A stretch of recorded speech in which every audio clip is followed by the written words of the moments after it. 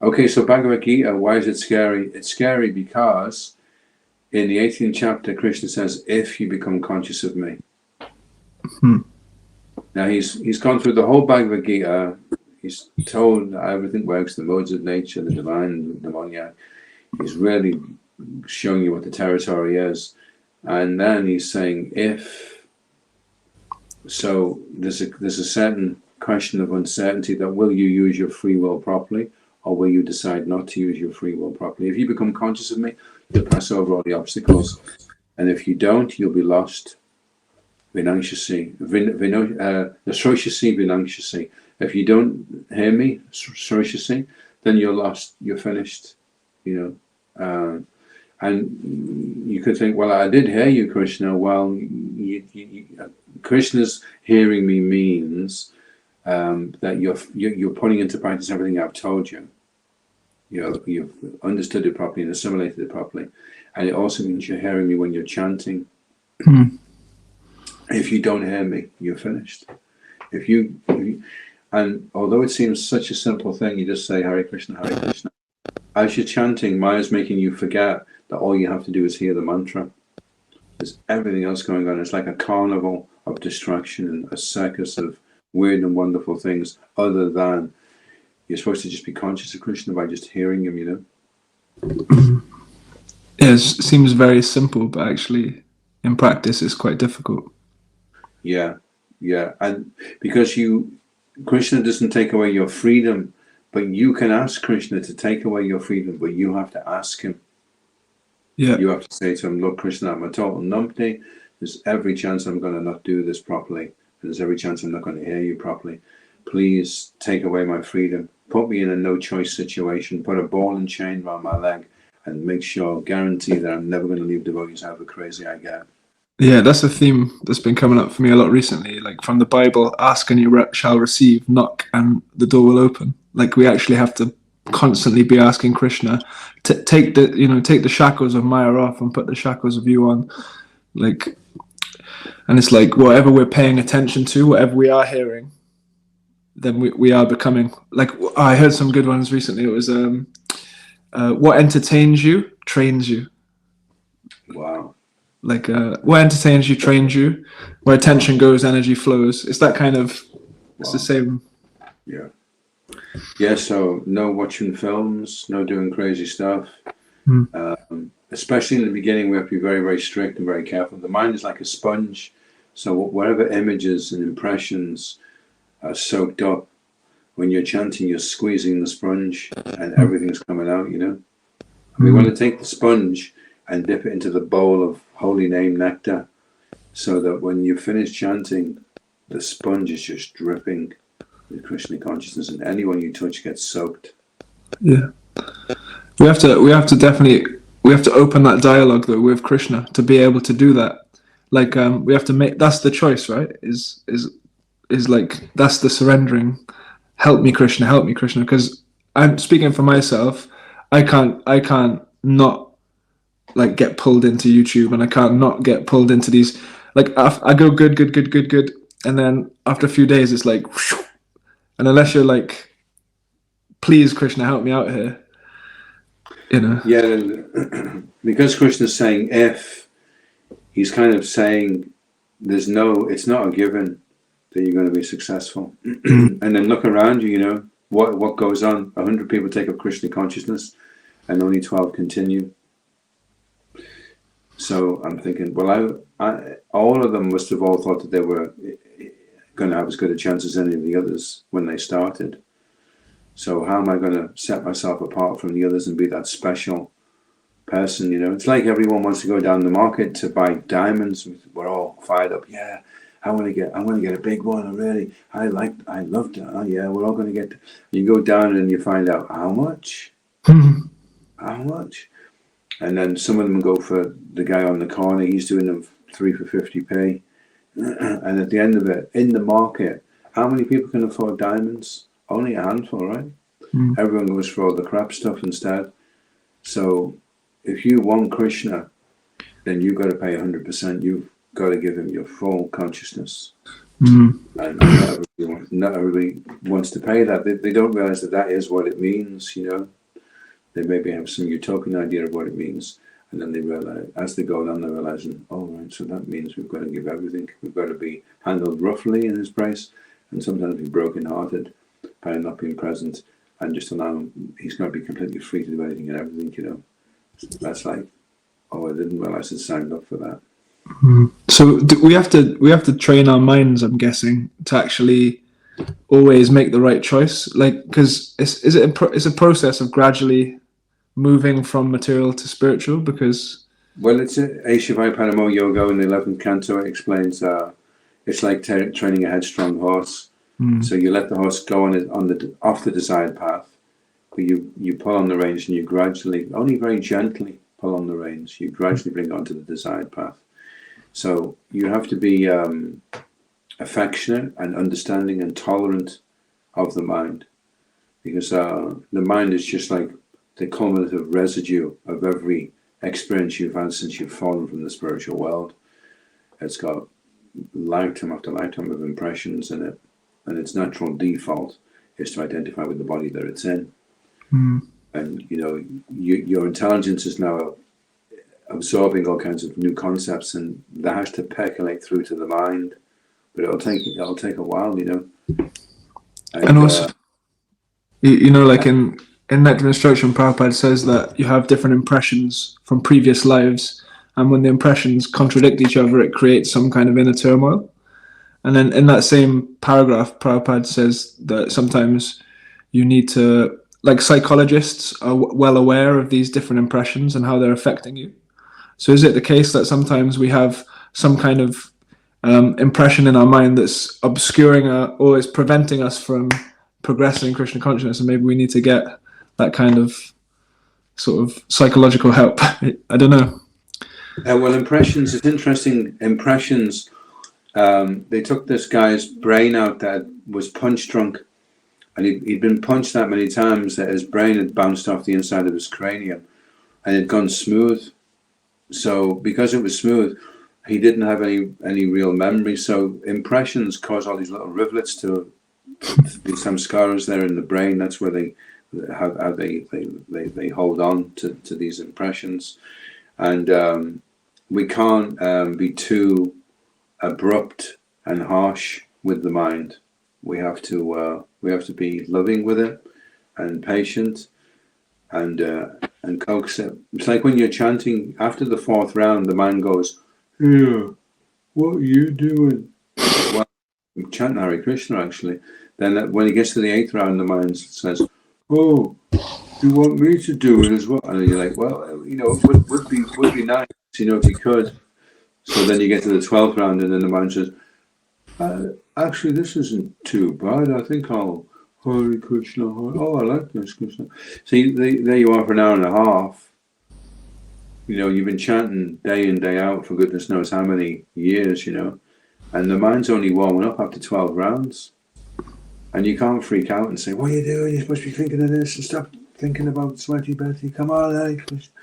You just got to, okay, it's going to take a little while to warm up. It's like you put a rod in the fire, and then you whip it out after 5 minutes and say, "Oh, it's still cold." Yeah, you're going to have to let it associate with the fire for some time, and then you'll penetrate through the membrane of the mind. But you need to be patient and sustain confident enthusiasm for an extended period of time, At least an hour it can take an hour and a half before you really start to get in the groove when you're chanting. So just bear that in mind, And this all of these instructions, they come in the Bhagavad-Gītā also, right? As soon as we are kind of discussing. Yeah, well, Bhagavad-Gītā is talking about how to make the mind. See, it's interesting because the Bhagavad-Gītā says we should make the mind a friend, which is interesting, isn't it? Because you're not going to make anyone a friend if you keep beating them up all the time, right? Keep smacking his head off the... There was one devotee, actually, Rohini Nandan told me. He was on the Bhakta program, and he used to go missing in Japa.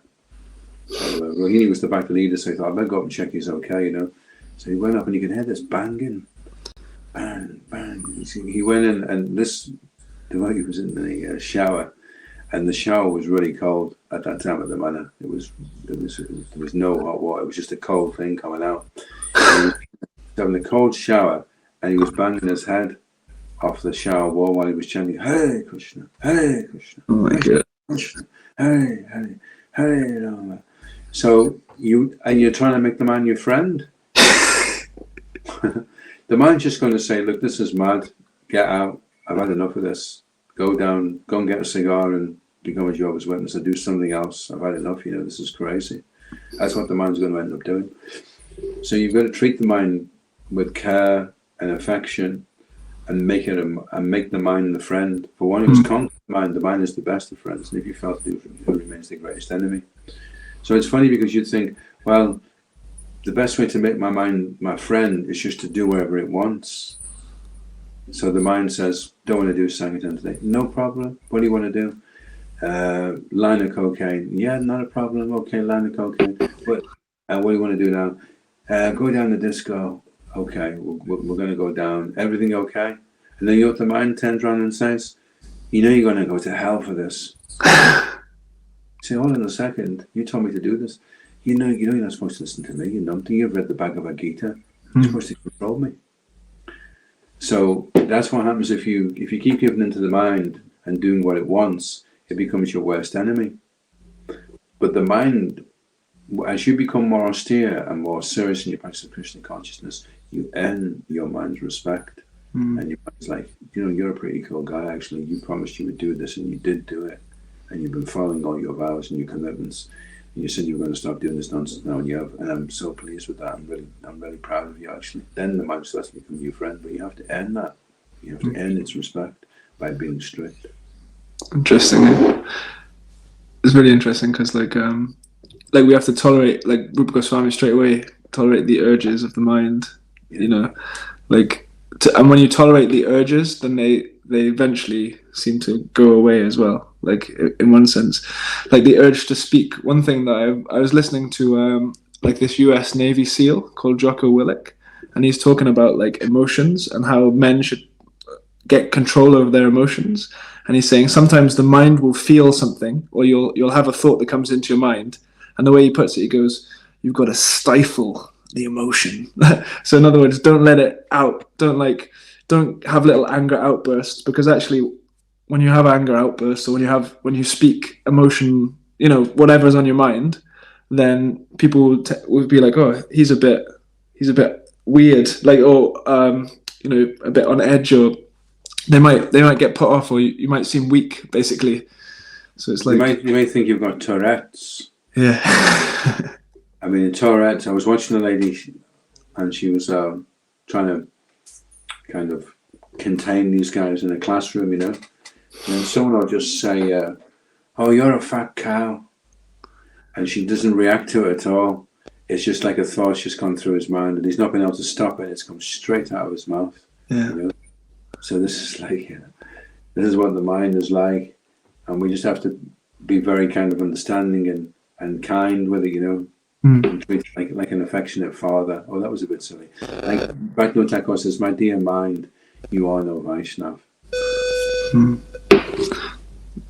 So if you can learn that, the art of how to do that, how to cajole the mind and be loving with it, and I think sometimes that's why if you can't take sannyas and do that, you become a grihasta and you learn to do with your children, because your children are like little minds running around on legs.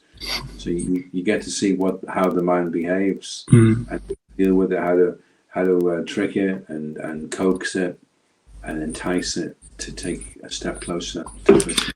It's kind of interesting because mind is like a substance, so it's like it acts in a certain way for everyone. It's been conditioned differently for different people, but you can learn how the mind works by observing it in someone else. And like your Tourette's analogy. Oh god, the Tourette's analogy I was going to say was a good one, because like if you see someone with Tourette's, you don't judge them and think, oh, what an idiot. You kind of have a bit of compassion for them, and like, oh, poor person. And you realise I'm the same. I would be saying fat cow as well, but I'm just not going to say that because it's going to be really embarrassing. Although it's worth the way I feel, Mm-hmm. It's also interesting that the mind is referred to as a mirror, because you use the mind to reflect on things. And so it's like you're not directly aware of your pure consciousness, so you happen to see the reflection of your pure consciousness in the mirror that's covered with dust. So what you're getting is a distorted reflection of how to of what's going on in your consciousness. Yeah. So like everyone's bringing that distorted perception to every interaction also. Yeah, and also, I mean, you may be looking at a mirror that's covered in dust and you can see this big blob. So you're not going to say, "Who you calling a big blob?" You realize, oh, well, that's the mind's best reflection it can do of the consciousness, which is distorted because it's not been cleansed. So you don't get into a whole thing. You just get the mirror and you cleanse the mirror.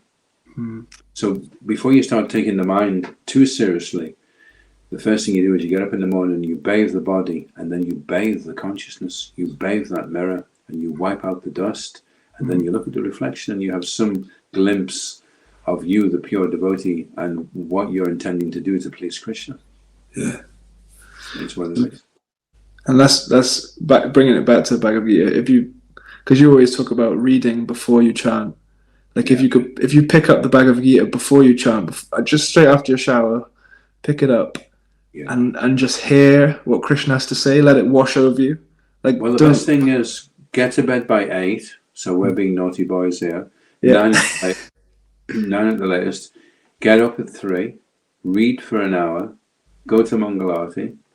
And then while you're chanting, percolating in the back of the mind, well, there'll be these absolute gems of wisdom that Srila Prabhupada has revealed to you. And they'll be just percolating in the back of the mind, and you'll be chanting. Because if they're not percolating in the back of the mind, it'll be all the grumbles and groans and moans and whines and snivels and everything else that's been churned around in the mind, and that'll be undermining your ability to chant. So you get up, you read, cleanse the consciousness, the intellect, have a shower, get the bead bag on, and then reflect on these wonderful philosophical perspectives that you've been given. Yeah. That's it. And that's Bhagavad-Gītā. That's and you know what's interesting about Bhagavad-Gītā? It's spoken on the battlefield. So we all know what an astra is. An astra is a weapon. Well, astra is shastra. So what the Bhagavad-Gītā is doing is it's giving you weapons to fight on the battlefield of the mind. Okay. Wonderful. Hare Krishna. Happy Gita Jayanti. Jai. Hare Bol. Hare Bol. Hare Bol. Hare Krishna. It's a good day.